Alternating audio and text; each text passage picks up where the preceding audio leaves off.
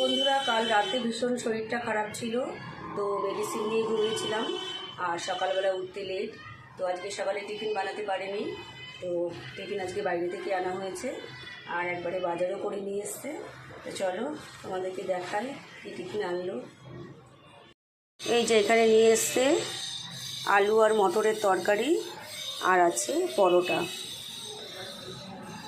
আর বাজারের মধ্যে নিয়ে এসছে এই যে ধনেপাতা, আর এটা হচ্ছে মাছ। দেখি